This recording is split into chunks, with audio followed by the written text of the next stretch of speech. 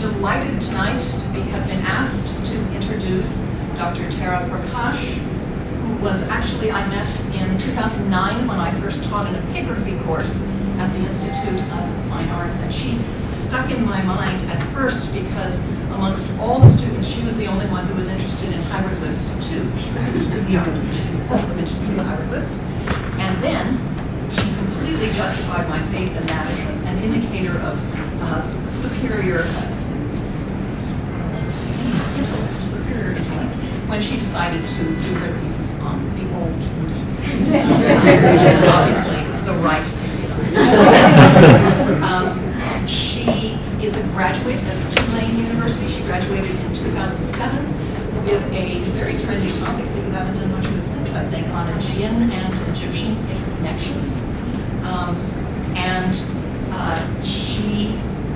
While she was at the IFA, she worked as a TA for 3 different courses, including mine, where she did a superb job and the students loved her. I'm sure that's true of the others. And of the 6 semesters of a survey course that she taught independently at City College of New York, which Rima has inherited and is now teaching. So she has quite a background, and she had quite a background when she graduated from the Institute of Fine Arts in 2017 with a dissertation on depictions of the foreign other Old Kingdom prisoner statues under the advice of Dr. David O'Connor and Secretary It's unusual when you finish your PhD to immediately get a really good job. Tara got one. She filled in for a year for Betsy Bryan at the Johns Hopkins University as a postdoctoral research fellow in Egyptology, where she taught several courses as well as doing research. And most recently, she has undertaken a fellowship at the Metropolitan Museum of Art, where she is currently Andrew W. Mellon postdoctoral research fellow in the Department of Egyptian Art. And I wanted to stress that she's done this thing on the Aegeans and the Egyptians, and then she did this dissertation on foreigners and the representation of foreigners in these Old Kingdom statues. But she's got all sorts of other interests. Some of them grew out of the interest in foreigners, like the interest in iconoclasm and the destruction of art, a very interesting topic. Ethnicity and identity in ancient Egypt, foreign interconnections for obvious reasons, manipulation of texts and of imagery, and then a bit of a step from there. She's moved logically, but in a major way, towards pain. Obviously, foreigners are associated with pain in ancient Egypt, and she's worked on pain and the depiction of emotion, as well as other things like performity and ritual. So she's got lots of things that she's got irons in the fire and all sorts of directions she can go to do a lot of interesting scholarship. Tonight she is going to talk to us about foreigners and I think pain as well. Yeah, a little bit. No, not okay. Despicable. Next time. Pain another time. She's holding it back, so she'll be asked again. Another theater or another lecture. She, by the way, has a very long view for somebody who's only been a grad school for a year. She's talking on Despicable Kings and Debased Rivals, the enemies of Ramses II in the Battle of Kadesh.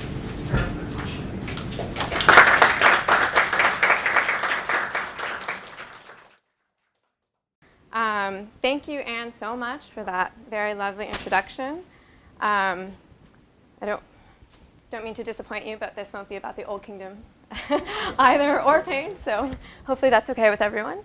And thank you so much to Stephanie and the ARCE New York chapter for having me here and organizing this and giving me this opportunity to share my work with you. During his reign in the 19th dynasty, Ramses II courageously fought and defeated the Hittite Empire and its allies in order to take the city of Kadesh. Egypt had controlled Kadesh and its neighboring state of Amurru in modern-day Syria since the reign of Thutmose III, who greatly extended Egypt's authority in the Levant. However, later in the 18th dynasty, the Hittites, who lived to the north in Anatolia, conquered the region. While Ramses' predecessor, Seti I, briefly retook the city, at some point before the 5th regnal year of Ramses II, Kadesh had returned to Hittite control. In order to recapture the city, which was located on the Orontes River, Ramses led his army north in 4 divisions. As the king and his division reached the nearby town of Shabtuna, they encountered 2 Shasu tribesmen. These men declared the allegiance of their tribes and chiefs with Egypt over the Hittites, and told the pharaoh that the Hittite king, Muwatalli II, and his army were not preparing to fight the Egyptians in Kadesh, as Ramses had expected, but had fled north to the city of Aleppo. Therefore, Ramses and his division excitedly hurried on to Kadesh without waiting for the rest of his army. After the Egyptians had arrived northwest of the city and started to set camp, 2 Hittite scouts were captured. The Egyptians beat them and forced them to reveal that Muwatalli had tricked Ramses and that the Hittite forces and their allies were actually hidden and ready to strike on the other side of the city. Almost simultaneously, the enemy chariots attacked. Ramses responded by rushing into the hordes of enemies to fight.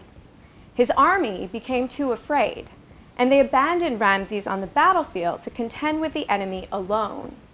But with the support of his divine father Amun, Ramses managed to lead 6 charges against the Hittite coalition by himself. Finally, Egyptian allies from the coast of Amurru arrived and joined the pharaoh's resistance. Eventually, the Hittite coalition drew back, leaving Ramses alive and triumphant. Now, it certainly is a heroic and dramatic story. But to some degree, it appears to have been only that, namely a story. In actuality, the second day of fighting and the overall battle seems to have ended in a stalemate. Indeed, in their own records, the Hittites also claimed that they had won. Moreover, once Ramses and his army returned home, the Hittites immediately took back control of Kadesh.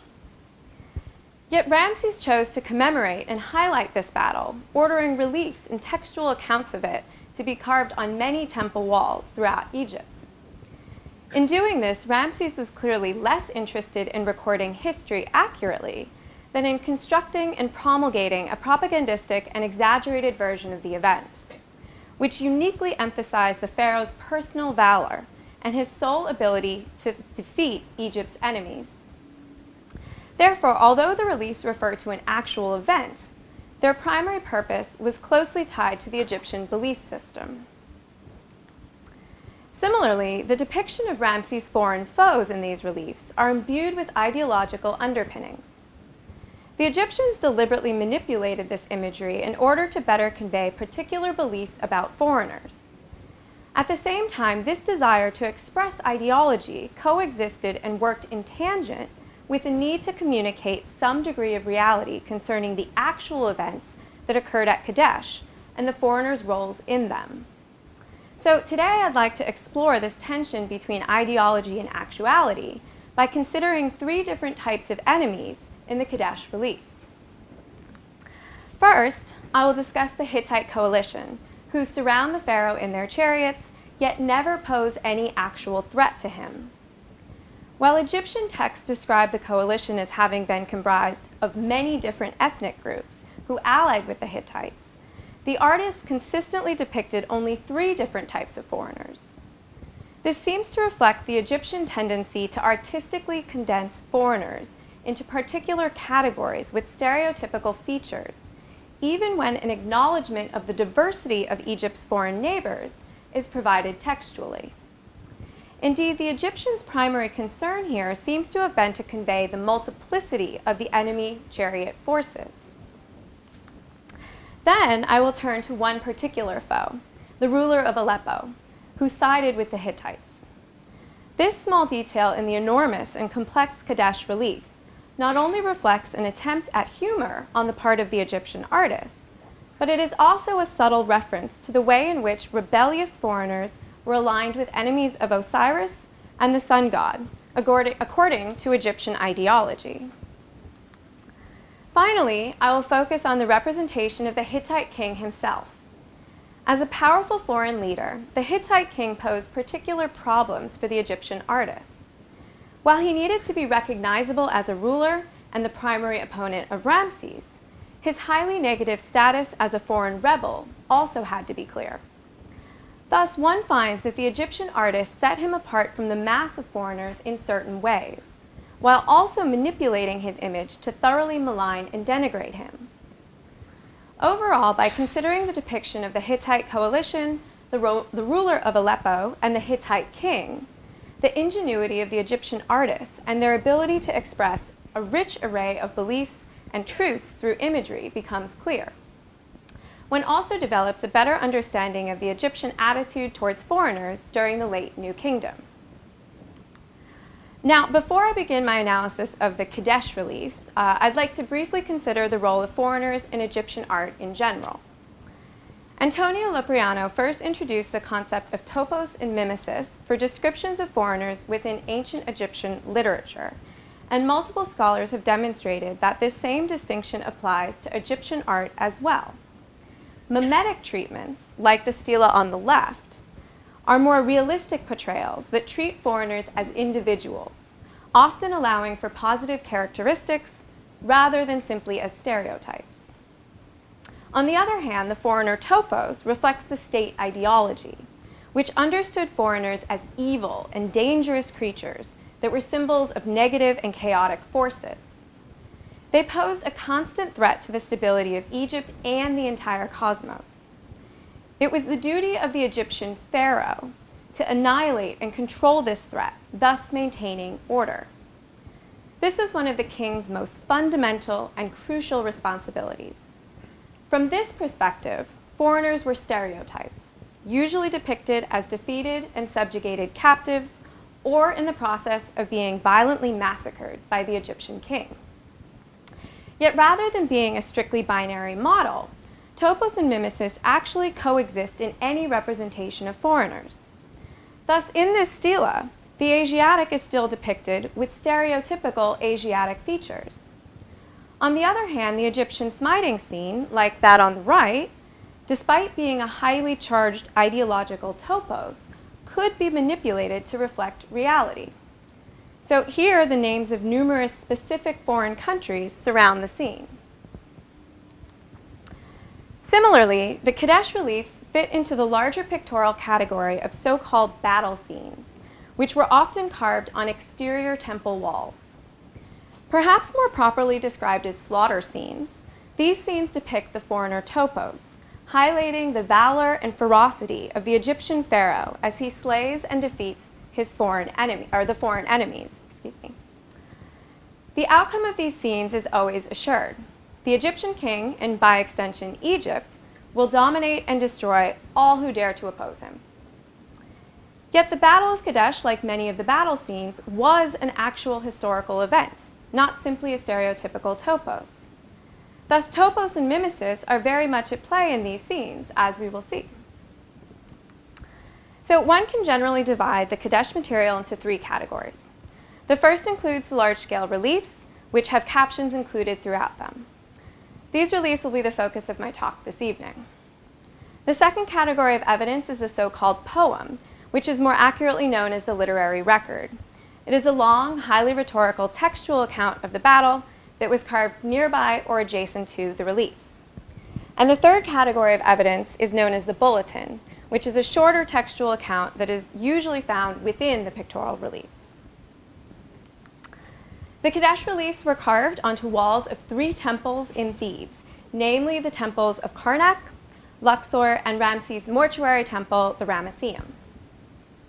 Ramses also ordered it carved onto 2 other temples that he had constructed, the Great Temple at Abu Simbel and his temple at Abydos. Within most of these reliefs, 2 different scenes can be identified. The Egyptian camp just prior to and at the beginning of the battle, and the battle itself, which I will refer to as the battle scene.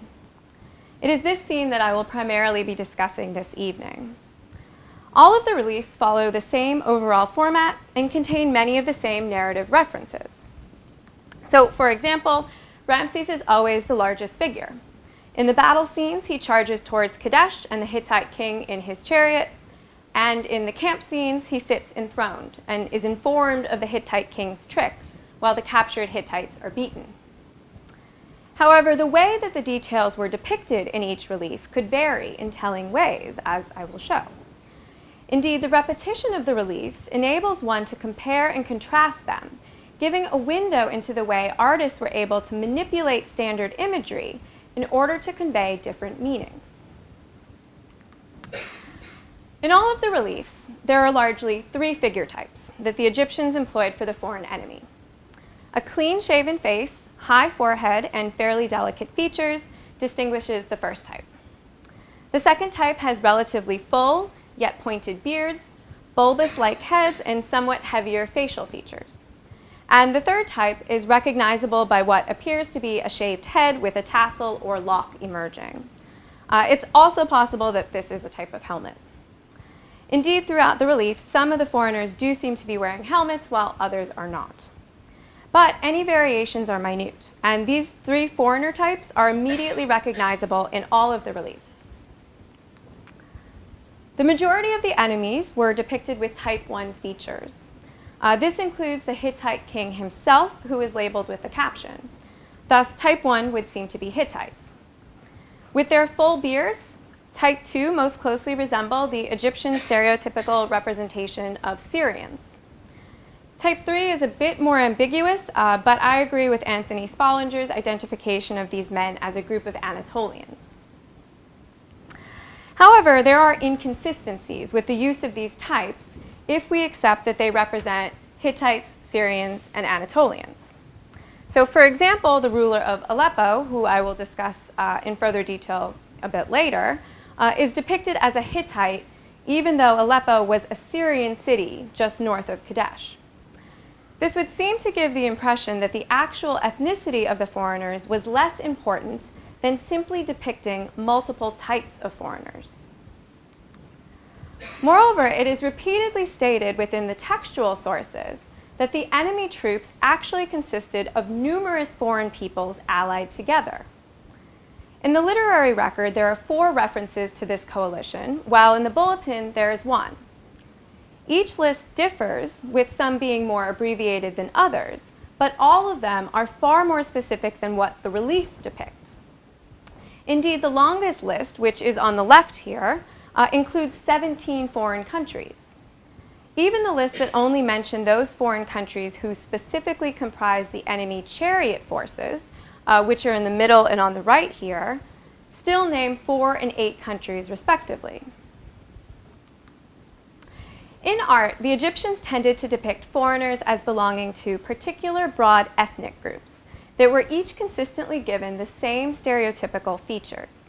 So here you can see a scene from the tomb of Seti I, showing typical Nubians, Libyans, and Asiatics, the 3 neighbors with which the Egyptians interacted consistently throughout their entire history. But these stereotypical types were not reflective of reality. Textual records, as well as occasional imagery, demonstrate that the Egyptians realized that these broad categorizations actually encompassed many more specific ethnic groups. For example, the Egyptians recognized that not all people from the Levant who were visually grouped together as Asiatics were actually the same. Yet artistically, they condensed this diversity into recognizable broad stereotypes. This seems to be what is occurring in the Kadesh reliefs. There was little interest in representing exactly which foreign countries had aligned against Ramses. Instead, the artist condensed these many countries into 3 different foreign types. Not all of the countries listed in the textual records are known or can be situated on a map, but for those that can, it is clear that the Hittite coalition included ethnic and cultural groups from across Anatolia, the Levant, and Mesopotamia. Certainly it makes sense that the Hittites would be one of the types that the Egyptians depicted in the reliefs, and that this type would be depicted most frequently. I would suggest that the other 2 types also make sense. The Anatolians may have been a stereotypical representation of the cultures and ethnicities of Western Anatolia, while the Syrians may refer to all of the groups from Syria-Palestine who allied with the Hittites. However, the accuracy of these types appears to have been of little importance. They were stereotypical representations that visually represented all of the foreign countries against which Ramses fought. Indeed, it would seem that it was more important to show the large numbers of foreigners that the Egyptian pharaoh bravely faced. Interestingly, the number 3 symbolized plurality to the Egyptians, and it seems conceivable that they might have deliberately chosen to use specifically 3 types of foreigners for this reason. Moreover, there are always 3 men in each enemy chariot, unlike the Egyptian chariots that only have 2 men. Many scholars have accepted the historical accuracy of this detail. Not only do they cite the Kadesh reliefs, but the literary record, which claims that the Hittite king sent out abundant men in chariotry, quote, exceedingly numerous like the sand, they being 3 men to a chariot, end quote. These scholars explain away the Hittite chariots in a battle scene of Ramses' predecessor, Seti I, which only have 2 men in each, as simply demonstrating an abrupt change in Hittite military tactics. Although they continue to interpret the number of charioteers as historical, others have argued that the weaponry is not, and that the artists intentionally showed the Hittites armed only with defensive weapons, such as a lance, or none at all, for ideological reasons, rather than depicting the bows that the troops actually used. In contrast, Mario Liverani considered the 3 men to be ideological as well. Indeed, since there are 3 different ethnicities depicted here with these 3 men per chariot system, if truthful, the Kadesh material would suggest that during the reign of Ramses II, this was the usual practice throughout much of the ancient Near East, not only just for the Hittite military, but there is very little, if any, other evidence to support this. Instead, I agree with Liverani. It seems more likely that this feature does not reflect actual practices, but rather the prevalence of 3 men in each enemy chariot was another ideological detail, meant to further emphasize the multiplicity of the foreigners that Ramses single-handedly fought. In this way, the 3 men in each chariot echo the 3 types of foreigners. Similarly, the statement in the literary record would function in the same way, emphasizing the enormous number of enemies that Ramses was up against. The statement immediately before, which describes the chariotry as exceedingly numerous, like the sand, only further supports this reading. In this way, both the text and images then reinforce the multiplicity of the enemy coalition by listing many countries and using the number 3 repeatedly and in different ways. Together, they manipulate actuality when necessary to better reflect ideology. So returning to the ruler of Aleppo, this detail is included twice at the Ramesseum, where there are actually 2 separate Kadesh battle scenes, one carved on each temple pylon. The ruler of Aleppo is also partly preserved in the Abydos relief, though the accompanying caption is lost there. In the Ramesseum reliefs, the caption reads, quote, "The despicable ruler of Aleppo, he being emptied by his troops after his majesty had thrown him into the water." By not providing the ruler's actual name, as was done for many other lower-level enemies, the Egyptian artists have managed to point out the Aleppo ruler's status and role, while simultaneously stripping him of his full identity and individuality. In the imagery, his troops hold him upside down, with his arms hanging listlessly over his head at the river's edge. In one of the scenes at the Ramesseum, he is literally vomiting water from the Orontes. Kenneth Kitchen and others have noted the humor of the Aleppo king's depiction, a small detail within the much larger reliefs. However, at the same time, there may be graver and darker implications here. David O'Connor has observed that his upside-down pose equates the ruler of Aleppo with demonic beings of the netherworld. Indeed, in the New Kingdom books of the netherworld, the damned who failed the final judgment were thus recognized as enemies of Osiris and all of the gods. And they could be depicted and described as standing on their heads.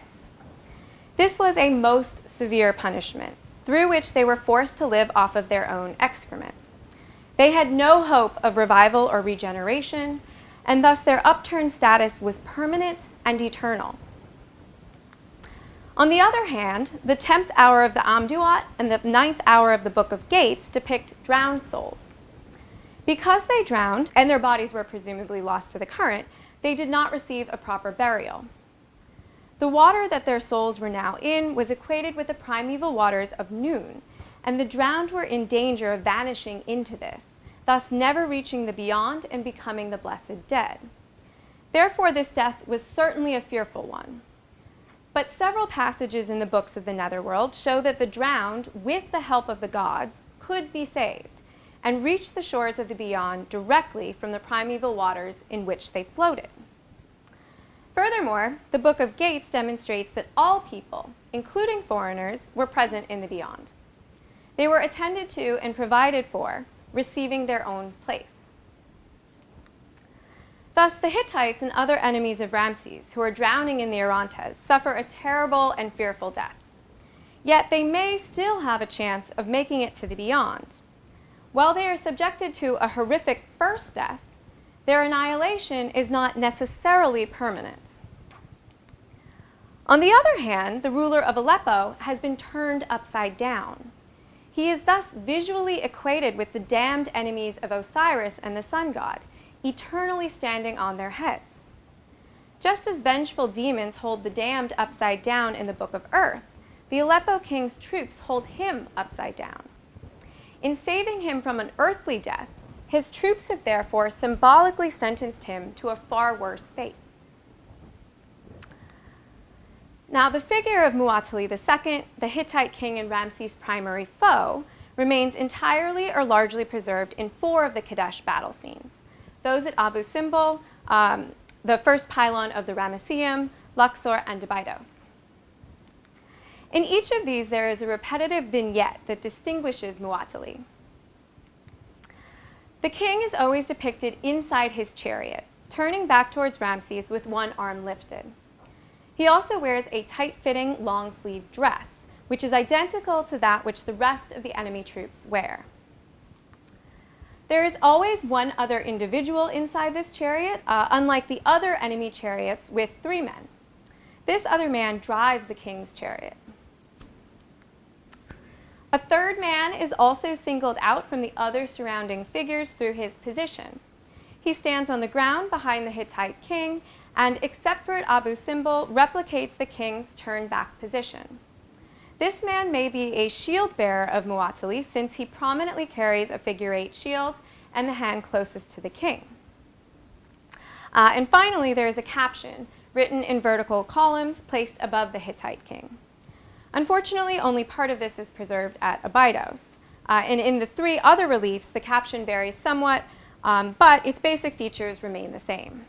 So just to give you one example, at Abu Simbel, the caption reads, "The despicable fallen ruler of Hatti, standing in the midst of his troops and chariotry, his face averted, shrinking away, his heart fainting.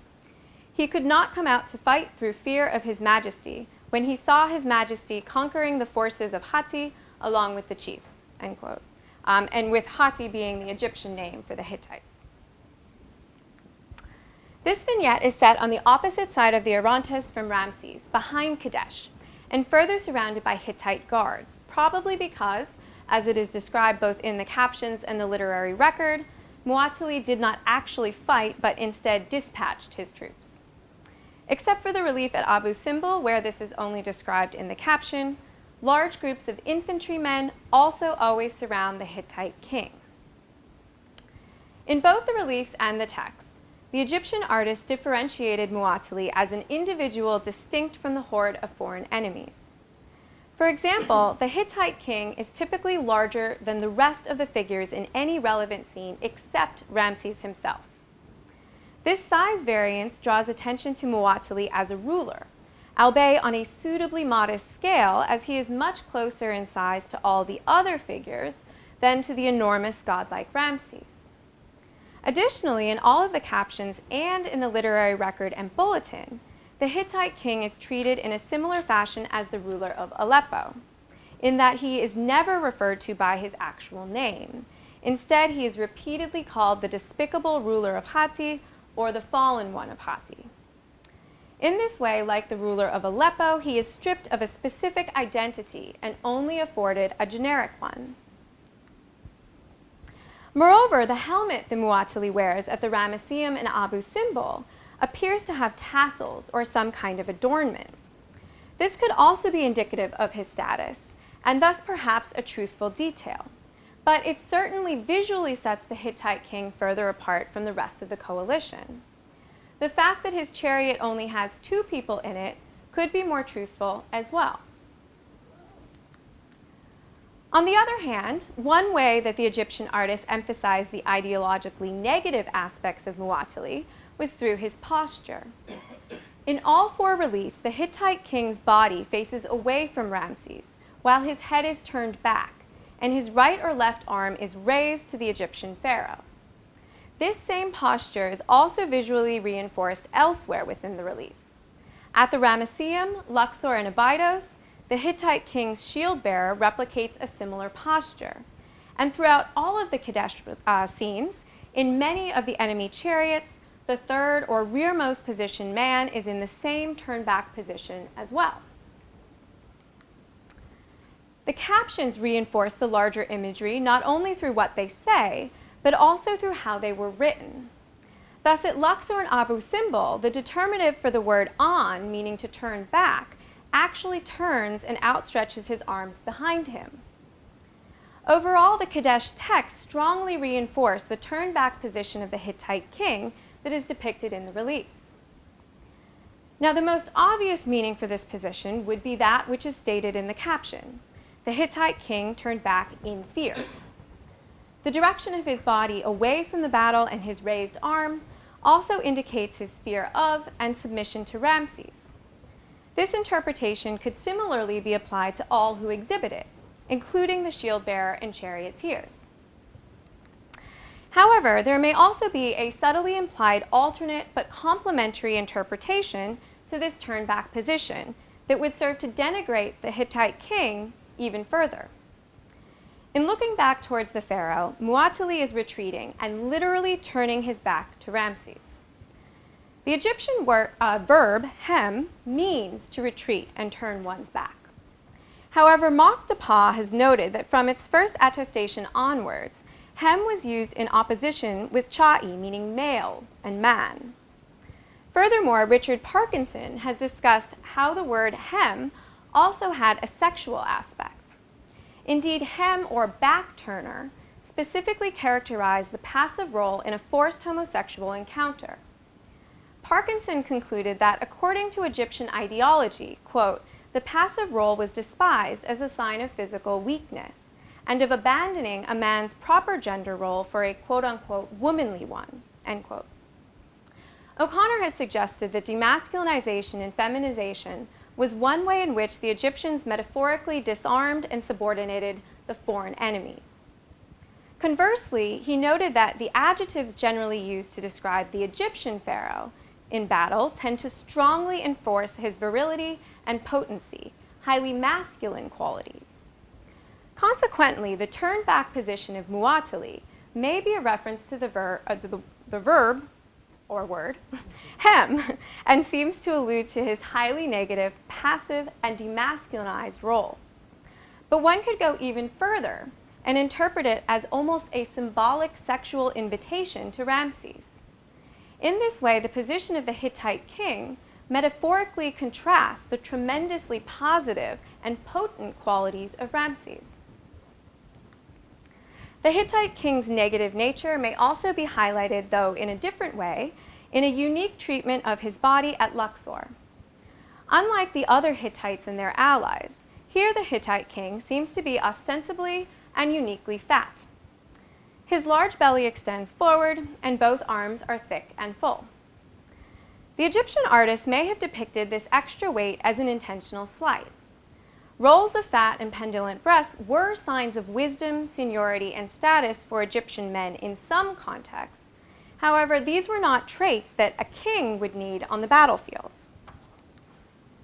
Instead, a king at battle should be represented as fit, active, and athletic, as the Egyptian artist depicted Ramses.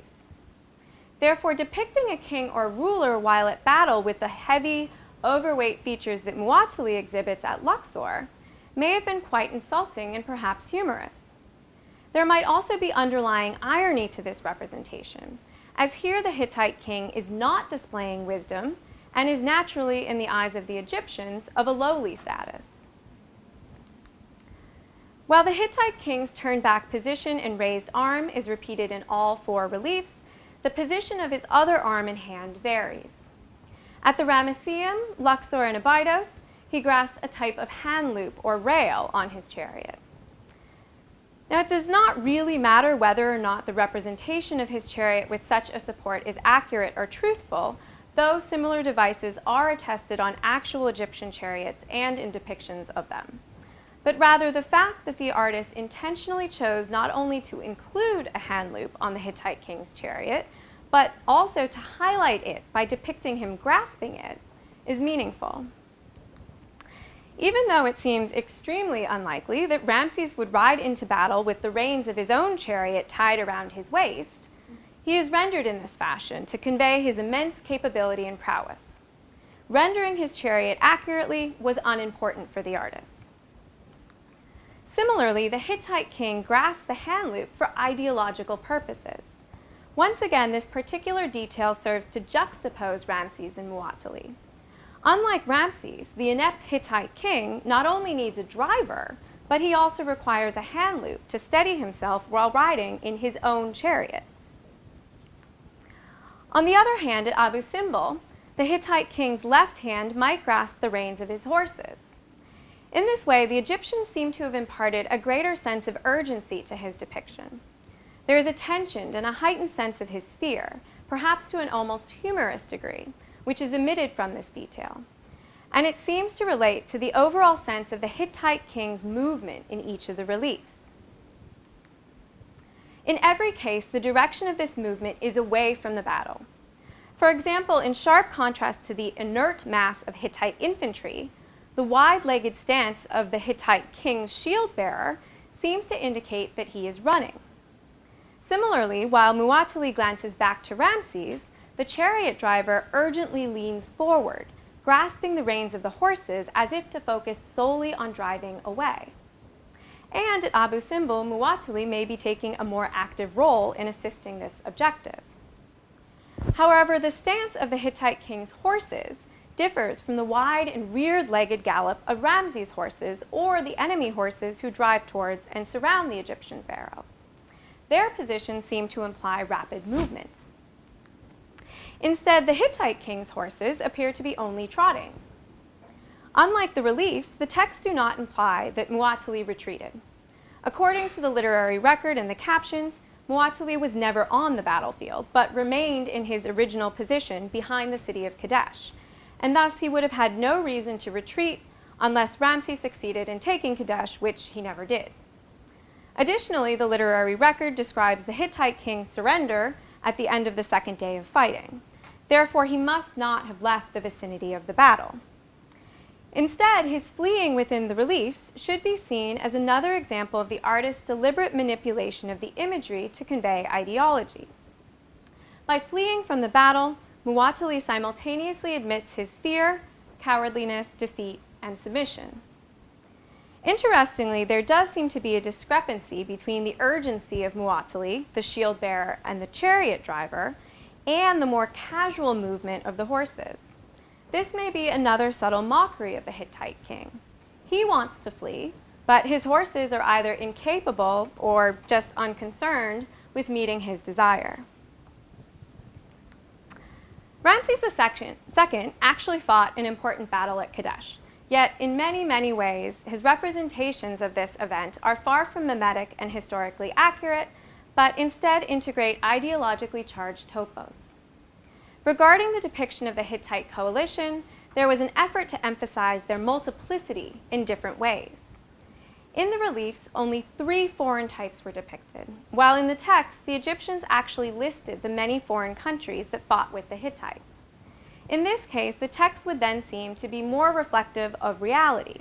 But in both text and imagery, the stress on 3 men inside each chariot was likely ideological. The ruler of Aleppo was allied with the Hittites and appears to have actually been on the battlefield.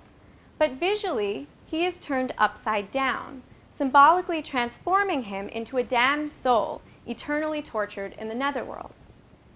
Similarly, it was essential that the Hittite king be identifiable as such, namely a foreigner of higher status and power. But the Egyptian artist also needed to make his ideologically rebellious and malignant nature clear. Thus, through markers such as variations in scale and an identifying caption, the viewer recognizes Mu'attali as a special and distinct foreigner.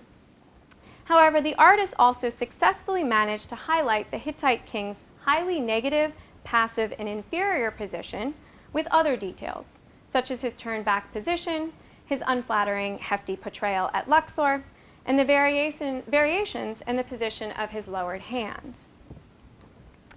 The Kadesh reliefs are massive, and it can be easy to overlook these essentially tiny details within them.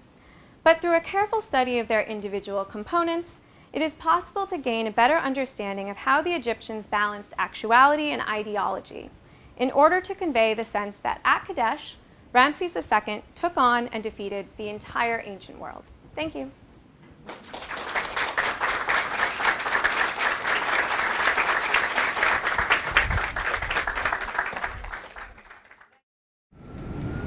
You discussed the fact that there are three figures and there was a multiplicity of countries, ethnic groups. Yeah. Do you think the three represent anything significant in terms of the population that was against Ramses? Were they the three leading countries, or were these just representative? So I think I very briefly said that I think that they could be kind of stereotypical representations of ethnic groups that kind of covered regions that the coalition was from. So you have the Hittites, and that obviously makes a lot of sense. And then the other two would be the Syrians, which are more of the southern group, and that I think would kind of quickly be a stereotypical representation for all of those groups from the Levant and Syria, Palestine that were part of this coalition. And then these Anatolians were probably, or as far as I can tell, probably Western Anatolian kind of stereotypical groups. So then you have, the Hittites, which are more central, kind of Eastern Anatolia, the West, and then the South. And this kind of, it doesn't really fully match up, but I think it was enough. It's that would be that's my best kind of assignment. But I don't think it really mattered that much to the Egyptians. There are just three different types of that did it. Yeah. I really appreciated how you were able to kind of highlight these details and kind of, figuring out the Egyptians' kind of visual arguments in these scenes. I'm wondering if you could elaborate a little bit more about the transformation of the Hittite king into the, these damned figures, because they're, at least the examples you showed in your images are from a little bit later, right? So they're from like KV9 or. Yeah. So the Aleppo, the king from Aleppo, not the Aleppo king. And I was wondering if then we can think of these artists as perhaps having access to these visual iconography that appear later. I mean, I don't know. Well, they're not all. Well, they're not yeah. I mean, all the examples I showed, but you generally have these within the royal tombs of the New Kingdom pharaohs. I never thought of that actually. I don't think I'd go so far as to say anything direct like that. Yeah. Okay. I think it was probably more of a general kind of knowledge. I have to think about that. That's a really interesting question. Definitely, I would definitely not go so far as to say direct. Okay. And did you?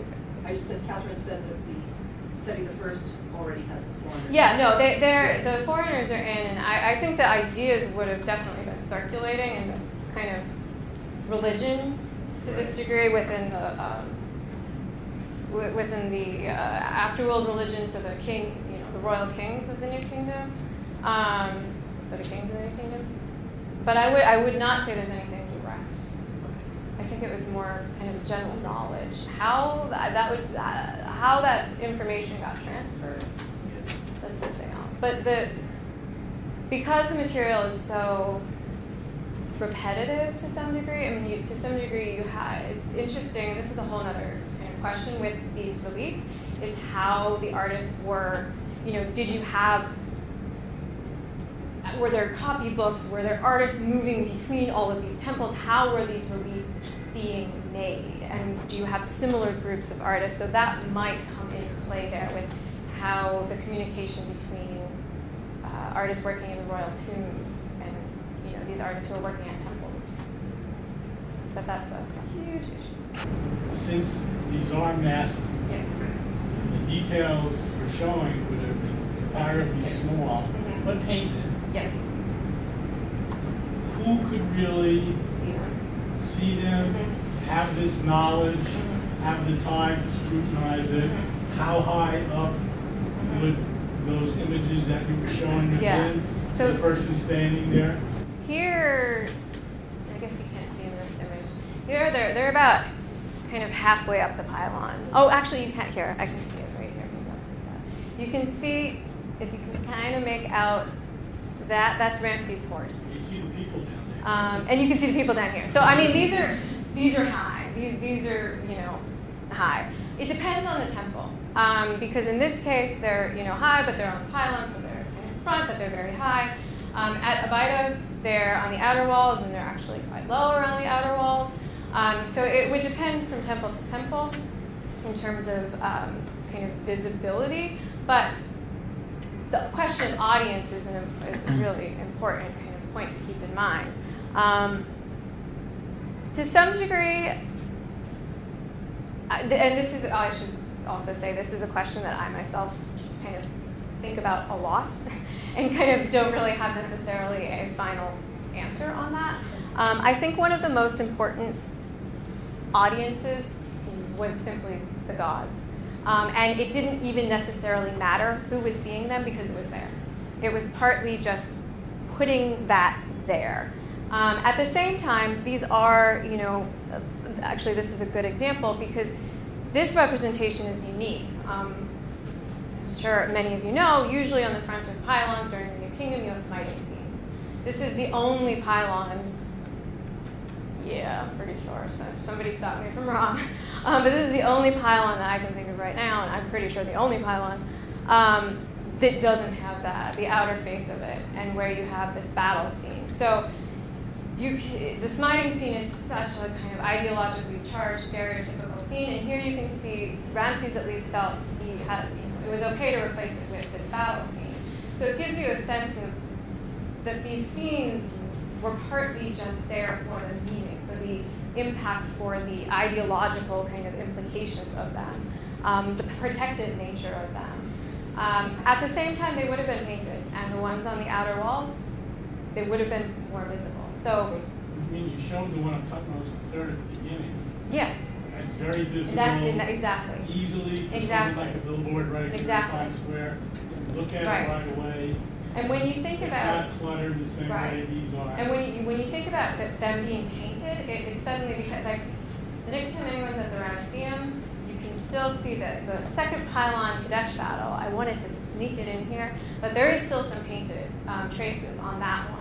And even with the little bit that's there, it's amazing how much more visible it suddenly becomes. So when you think about originally when these were done, they would, I mean, I don't know if anyone would have sat there and like tried to zoom in on the ruler of Aleppo, but they would have been far more visible than what we see today. So I think it was kind of, I think there were multiple audiences in mind. Tara, are there any traces of additional Kadesh scenes elsewhere? You mean outside of Egypt? No, I mean apart from the four that survive largely intact. No, so there's traces at the 5 temples, the 3 Theban, the Ramesseum, his mortuary temple, Luxor temple, Karnak temple, then Abydos, his temple at Abydos, and the great temple at Abu Simbel are where we have Kadesh reliefs and parts of poems and the bulletin. Those are the only temples, but like I think I just quickly said, there are, at some places it's repeated. So at the Ramesseum, he actually repeats the battle scene twice. So, I mean, there's nothing else like that, where you have a king repeating the same battle scene multiple times. I mean, it's interesting to think about why. But you do, I should say that there are, the literary record that I mentioned, that we do have 3 fragmentary papyri with that as well. So this would have, that at least the story was disseminated more widely. Even more widely than at all of the temples. Would all of the battle scenes have been visible to the populace based on where they were placed? All of the Kadesh battle scenes? Yeah. Not in general. Like, for instance, the second pylon Ramesseum, you would have had to get into. I mean, well, actually, even the first pylon's on the back of the pylon, so you'd have to be in that first court. Then the second pylon, you would have to be in the second. It's on the back of the second pylon, so you would have to be into the second court. So, not necessarily. But that doesn't mean they wouldn't have been visible to nobody. But it's not as propagandistic as people have sometimes It's said. definitely propagandistic, but the extent to which, again, the visibility varies from time to time. This seems like a stretch, but maybe not. I kept on thinking about the myth of the Magi and the whole, there's 3 kings and they're different parts of the world that they come from. It's a very similar and it seems to be a kind of way of depicting, as the foreigners here, depicting symbolic. People kind of supports your thesis, and it supports the thesis that the Magi are more symbolic than specific. Mm-hmm. Yeah, I mean, I can't speak too much to the Magi themselves, but it is very common within Egyptian art in regard to foreigners. It's not across the board at all. You have all sorts of other variations, and I should say, even within the Kadesh scenes, there are other foreigners depicted, but they're rare. You really have to hunt through them, and to some degree, it's almost, except for in one case, which is actually at Luxor. Try to quickly, Luxor here. Yeah, so if you look up here at the men who are shown inside the city itself, the city walls, protecting the city, if you look carefully at them, they are different ethnicities. So there are some other ones thrown in. And then sometimes if you really hunt through the kind of mass of all the dying and defeated, once in a while you find somebody who is not one of the 3 types I mentioned, which makes you think like, oh, maybe an artist got bored and was like, all right, I'm going to do somebody different for a change. But the kind of tendency to do the stereotypicalness is not unusual at all for foreign representation. Another aspect of just depiction itself that supports the idea that it's ideological is just how stylized and geometric some of it is. Yeah. It kind of takes it out into realism. Yeah, definitely. I mean, you have to, I'm always, battle scenes are interesting because there's sometimes a tendency to really want to use them as historical documents. I mean, because we want to. But it's risky because then you really can start to dig under and realize there's a lot of ideological stuff going on here. That doesn't by any means mean that it's all ideological, but it means you have to be really careful when we're kind of trying to use them to form histories. And with the idea that it's stylized in some places, in other places it's really messy. I mean, Yeah. is that... That's definitely, that's again another feature of battle scenes in general. There's this, and it's this kind of, the disorder of it in contrast to the ordered Egyptian world. The kind of pharaoh is always shown as distinct. I mean, it's very clear here. The pharaoh is always distinct, and he has his space, and then you have this mass of intertwined, kind of dying, dead, foreign foes, and that is very much characteristic of battle scenes in general, not just Kadesh, all battle scenes. Not really related to the depiction of foreigners, but why the heck is the first scene showing him finding out he's been betrayed? Do you have any ideas about that? Seems a very strange place. Kadesh is so I cool always thought it because was it's like, receiving why- surrender. I know, it's like the whole thing, like why does he love this story so much? I don't know. It's to some degree I feel like it's like the ultimate foil. You know, he's like, oh, he's betrayed, but then, you know, he comes back and he strikes back with a vengeance.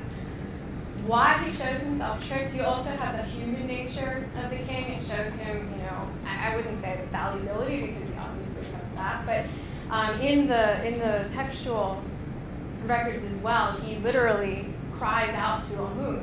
You have this moment where he himself kind of admits that, like, I'm in the thick of things, and he says, you know, I cried out to Amun, and my father was there with me immediately, and he helped me through this. So there is some kind of humanizing element going on here as well, I think.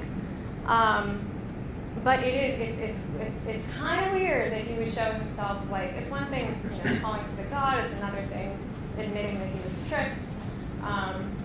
So yeah, I don't know. And couldn't that emphasize his, I'm thinking here off the cuff, but what you said made me think that maybe he's emphasizing his human aspect in the first scene, and then he's divinizing himself later no, on. I think it could be part of this kind of humanistic side of the game. I don't think that's the only. I think there could be a lot of reasons for it. But it's unusual when it comes to kind of, I mean, everything about, not everything, but almost everything about the Kadesh scene is material is kind of unusual to some degree. But it's one of the kind of really unusual things about it. Last question here. Didn't mean to keep you from the food. We have a reception out here, folks. The Egyptian troops returning from the battle, they would have had their own story to tell. I know, yeah. Their family, Yeah. their friends, the community. Yeah. And it would have been very different. Yeah. It wouldn't have been this clean victory. They knew it was a tie. Yeah. I mean, They knew everybody- Ramses hadn't really won. Yeah.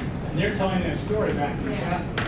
And that's spreading around the military establishment, diplomatic. So Ramses would have had to deal with that now as well. In some degree, in some ways, it's almost like the ultimate spin story, you know? Kind of like, all right, I gotta, you know. And then we also have to keep in mind, this happened very early in his reign. This was his fifth regnal year. So, you know, that might come into play with kind of the purpose and even his own intentions with the kind of dispersal of the material as well. But it is really, I like that. Thank you. Thank